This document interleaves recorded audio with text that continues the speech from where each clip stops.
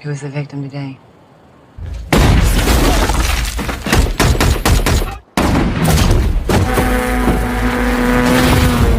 FBI! This is federal land and I am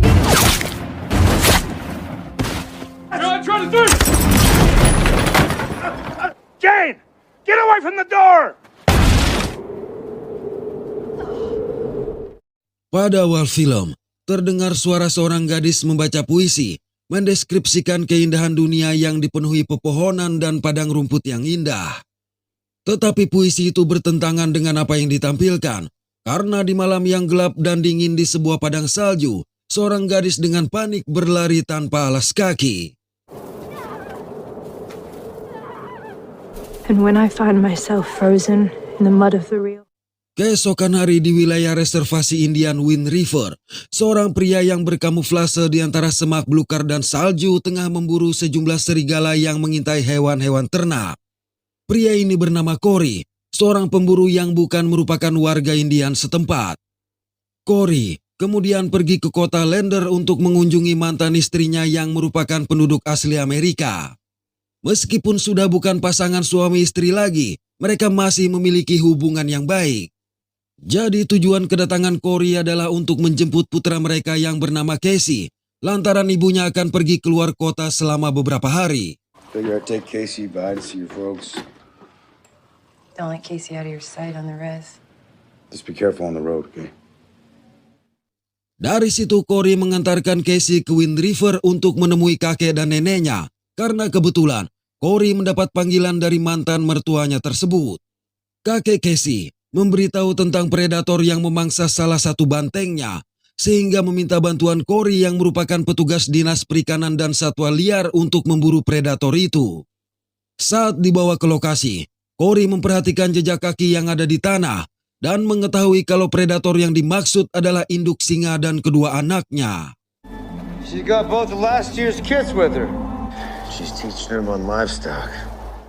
Setelah memastikan hal itu, Cory pun berangkat untuk berburu induk singa tadi ke daerah perbukitan yang dipenuhi salju. Namun pencarian Cory terganggu ketika menemukan jejak kaki manusia dan bekas darah di salju. Curiga, Cory memutuskan untuk mengikuti jejak tersebut dan menemukan lagi bekas seseorang yang tampak terbaring di atas salju. Benar saja, tidak jauh dari situ Cory akhirnya menemukan tubuh seorang gadis yang mulutnya mengeluarkan darah, dahinya terluka, dan tidak mengenakan sepatu. Dari jaket yang dikenakan, jelas dia adalah gadis yang muncul di awal film. Karena itu Cory segera melaporkannya ke polisi wilayah suku. I need emergency assistance. The Wind River Indian Reservation. East of Boulder Flat. Namun akibat TKP berada di wilayah reservasi, maka mereka harus menunggu kedatangan FBI untuk menanganinya. Cory sebenarnya berniat untuk melacak jejak yang ditinggalkan sebelum badai menutupinya. Tetapi, kepala polisi yang bernama Ben tidak mengizinkannya sampai pihak FBI datang. Let me follow him while I still can. Selang beberapa saat di tengah badai salju, seorang agen FBI bernama Jen datang. Sepertinya Jen yang datang dari Las Vegas ini tidak mempersiapkan diri untuk menghadapi cuaca dingin di sana. Jadi bila memaksakan diri untuk langsung ke TKP, kemungkinan justru dialah yang akan mati kedinginan, karena bahkan di tempat itu pun Jen sudah hampir membeku. 5 miles on snowmobile. I'm afraid you'd be dead by the time we got there. Beruntung mereka berada di rumah mantan mertua Cory, sehingga nenek Casey dapat memberinya pakaian hangat. Ketika melihat Jen mengenakannya, Cory sempat terpana, lantaran ternyata pakaian itu adalah milik mendiang putrinya. Couple more hours for work. Hang with Grandpa. Letting up. Let's go. Selang beberapa waktu, Cory, Jen, dan Ben tiba di TKP yang sudah ditandai oleh polisi. Cory meyakinkan mereka, tubuh itu adalah milik seorang gadis berusia 18 tahun bernama Natalie.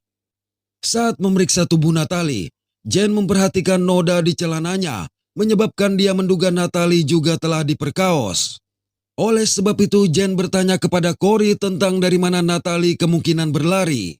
Well, is there anywhere she could be running from? Is there anything close by? Cory lantas menyebutkan sebuah rumah yang berjarak 5,6 km dan fasilitas pengeboran yang berjarak 8 km dari lokasi tersebut. Hanya saja selama musim dingin, lokasi pengeboran itu ditutup. Lalu berdasarkan jejak yang Natalie tinggalkan, Corey berteori bahwa gadis itu pasti berlari. No, the front is much deeper than the back. That says she's running. Udara minus 20 derajat di malam hari menyebabkan paru-parunya meledak, memicu batuk darah yang mengakibatkan kematiannya. Now it gets 20 below here at night. Lungs fill up with blood. You start coughing. Kendati tidak dapat memperkirakan seberapa jauh Natalie berlari tanpa alas kaki, tetapi Corey yakin seseorang akan berlari melebihi kemampuannya demi bertahan hidup. You think she ran? I can guarantee you she ran further. Menyadari keterampilan Corey, maka Jen memintanya untuk membantu penyelidikan. Good, so why don't you come hunt one for me then? Keesokan hari di ruang otopsi, seorang ahli medis pemeriksa jenazah memberikan penjelasan yang sama dengan Corey sebelumnya mengenai penyebab kematian Natalie dan memastikan kalau Natalie telah mendapat pelecehan seksual. Sayangnya, kondisi tersebut menyebabkan ahli medis tidak dapat melaporkannya sebagai kasus pembunuhan, mengakibatkan Jen tidak dapat pula meminta tim FBI menyelidikinya. You're not listing this as a homicide? Can't. Menurut Jen, kasus perkosaan adalah kewenangan polisi wilayah suku. Jadi mungkin dia akan ditarik kembali ke Vegas karena hal ini berada di luar kewenangan FBI. No, if she hadn't been attacked, but I can't list the cause of death. Berikutnya, Ben menemani Jen mendatangi orang tua Natalie. Sang ayah yang bernama Martin menjelaskan bahwa Natalie memiliki seorang pacar, tetapi ia tidak mengetahui namanya lantaran Natalie merahasiakannya. Pernyataan Martin yang tampak kurang bersimpati membuat Jen menganggapnya sebagai ayah yang tidak bertanggung jawab. Namun Martin menegaskan, dia telah memilih untuk mempercayai Natalie yang berusia 18 tahun, jadi tidak berhak lagi mengatur kehidupan seorang gadis yang sudah dewasa. But she was 18, and I chose to trust her. I'm really sorry. Bersamaan dengan itu, Corey sampai di sana. Dan saat inilah Martin meluapkan kesedihannya dalam pelukan Corey yang merupakan teman dekatnya. Sebagai pria yang sama-sama kehilangan putri tercinta, bahkan dengan cara yang sama pula, Corey mencoba menghibur Martin dan memintanya untuk menerima rasa sakit itu, karena bila mencoba menghindarinya, maka seluruh kenangan tentang putrinya akan hilang. Getting used to the pain, I suppose.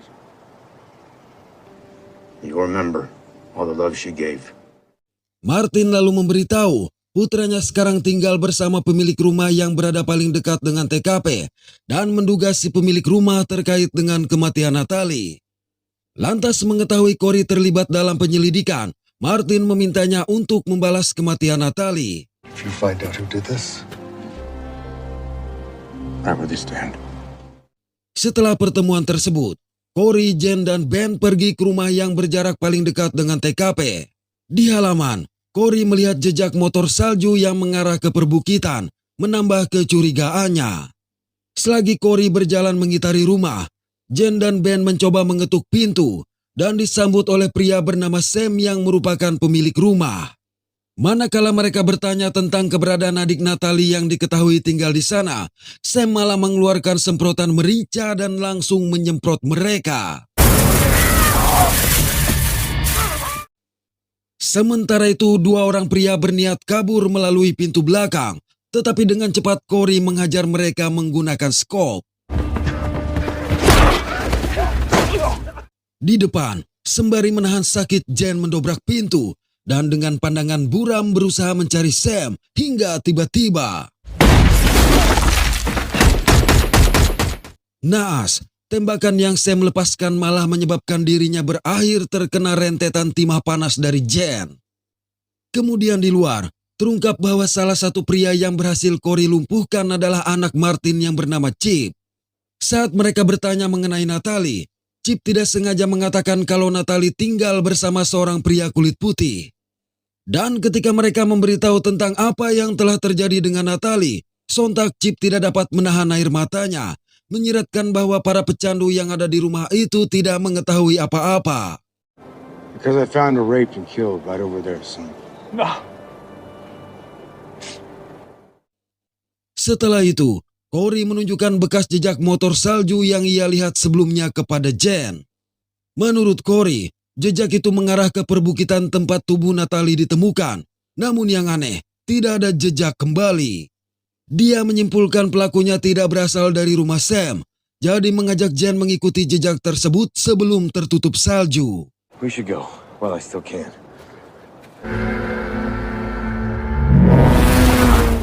Di atas bukit, perjalanan harus mereka lanjutkan dengan berjalan kaki, hingga tidak sengaja menemukan tubuh seorang pria yang sedang dimukbang oleh seekor burung elang.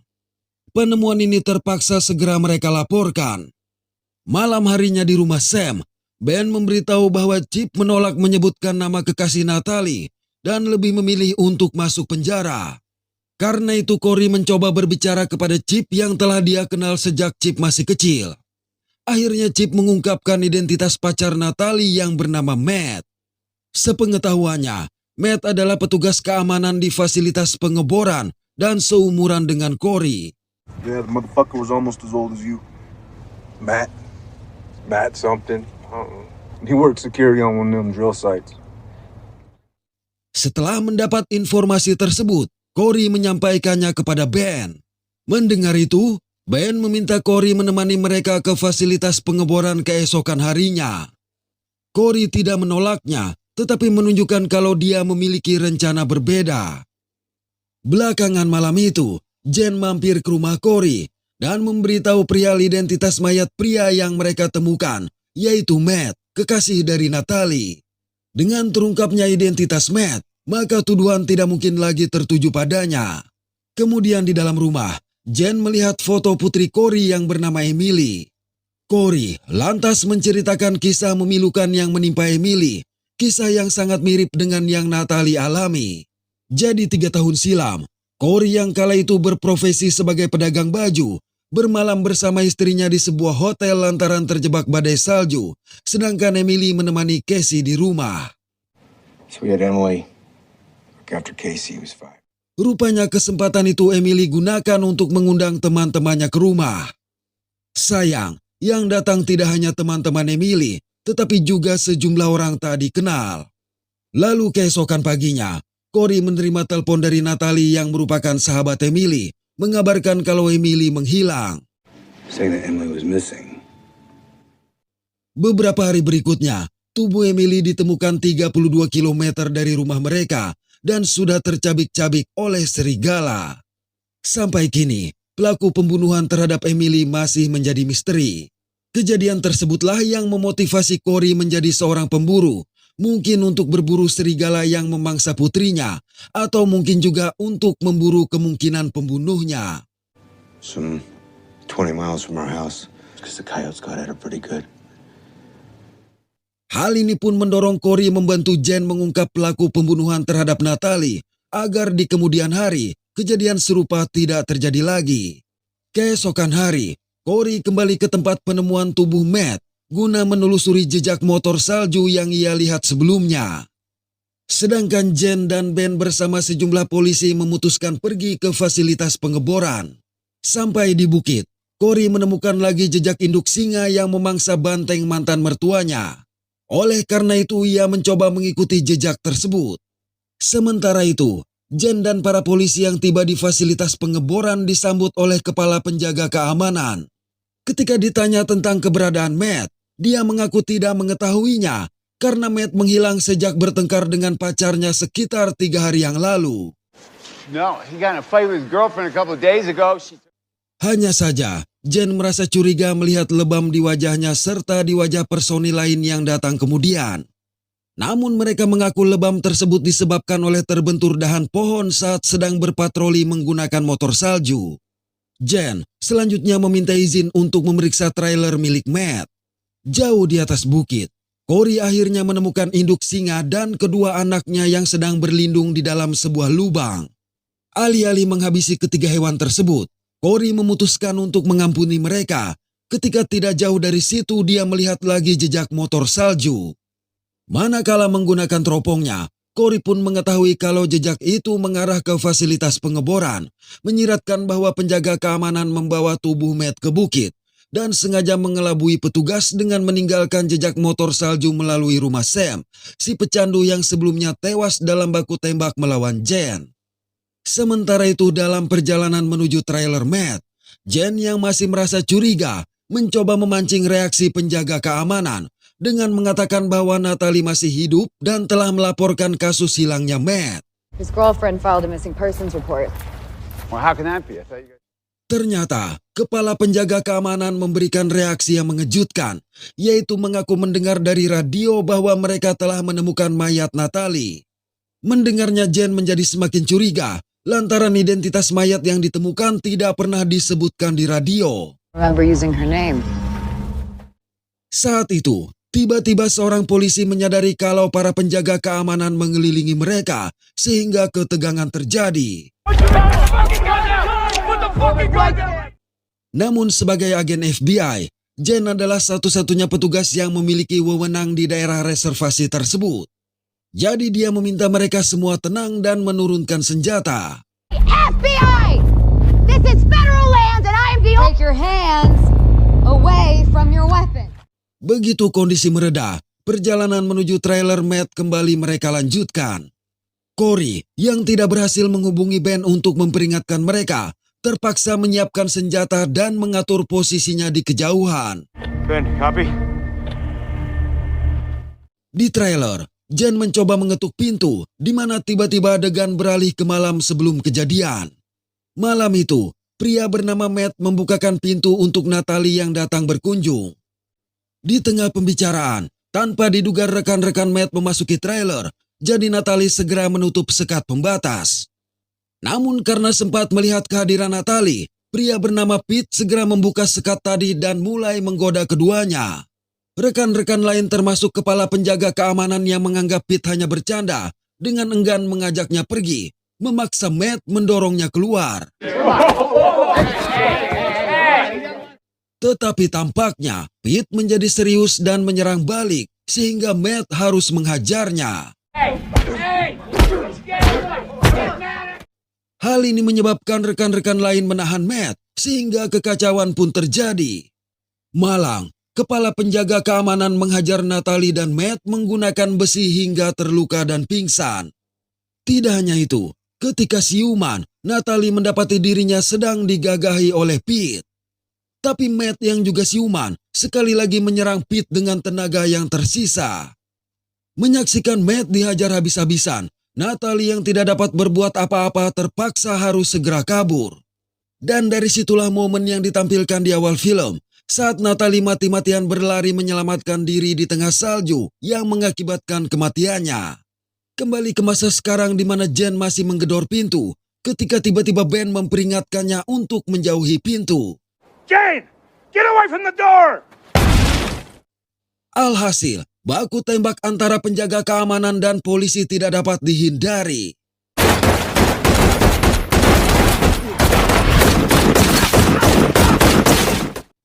Namun akhirnya, para penjaga keamanan berhasil menghabisi semua polisi setelah Pete menggunakan senjata otomatis dari dalam trailer. Jen yang terluka tetapi masih hidup akibat rompi anti peluru yang ia kenakan mencoba untuk menyerang. Sayang, kepala penjaga keamanan segera merebut senjatanya dan berniat menghabisinya. Namun secara mengejutkan, Corey yang berkamuflase di tengah salju menghabisinya serta penjaga lain satu persatu.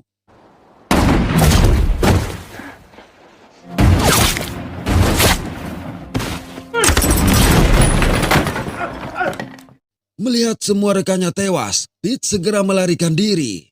Sejurus kemudian Corey mendatangi Jen dan memberikan pertolongan pertama.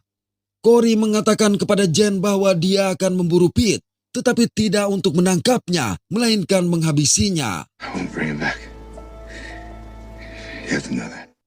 Selang beberapa saat di perbukitan, Pete mendengar suara, namun tidak melihat siapa-siapa. Begitu dia berbalik, tanpa diduga, Corey menghajarnya hingga tumbang. Setelah siuman, Pete mendapati dirinya terikat di puncak bukit tanpa sepatu, dengan jari-jari kaki yang sudah menunjukkan tanda-tanda pembekuan. Corey lantas menjanjikannya kesempatan kedua jika dia mengakui perbuatan mereka. All right there, yeah! Tanpa ada pilihan, Pete terpaksa mengaku menghabisi Matt bersama rekan-rekannya setelah memperkaos Natalie. Your boyfriend? Why you get in your way? What made him dead? Selesai pengakuan itu, Corey pun menepati janjinya untuk membiarkan Pete pergi, tetapi mengatakan Natalie berlari sejauh 9 km tanpa alas kaki di atas salju, jadi meminta Pete melakukan hal yang sama. Where'd he go? From where I found Natalie's body? 6 miles. Dengan sebuah tembakan peringatan, Pete terpaksa melakukannya. Nah, sebelum jauh berlari, Pete pun berakhir setelah udara di bawah 0 derajat meledakkan paru-parunya seperti yang terjadi pada Natalie. Meskipun kelompok itu bukan pembunuh putrinya sendiri, namun terbayarnya kematian Natalie dapat mengobati luka yang selama ini Corey rasakan. Setelah kejadian itu, Corey menjenguk Jen di rumah sakit. Jen merasa beruntung bisa selamat. Hanya saja Corey mengatakan bahwa keberuntungan tidak berlaku di reservasi, karena di sana seseorang hanya memiliki pilihan untuk bertahan hidup atau menyerah. You know, luck don't live out here. And out here you survive, or you surrender. Period. Mendengarnya, seketika itu pula Jen tertangis karena membayangkan Natalie yang berlari sejauh 9 km di atas salju demi menyelamatkan hidupnya. She ran 6 miles in the snow. Corey kemudian mengunjungi Martin hanya untuk menemukannya duduk dengan wajah kematian. Martin mengaku awalnya hendak bunuh diri sampai Chip yang berada di kantor polisi menelponnya untuk dijemput. Hal itu mengingatkan Martin, dia masih memiliki seorang anak lagi selain mendiang Natalie.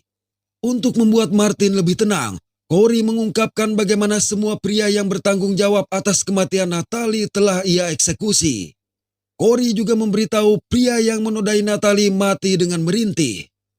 Jadi film ini terinspirasi dari kisah nyata, di mana tak satu pun orang yang tahu berapa banyak wanita asli Amerika yang hilang di sana.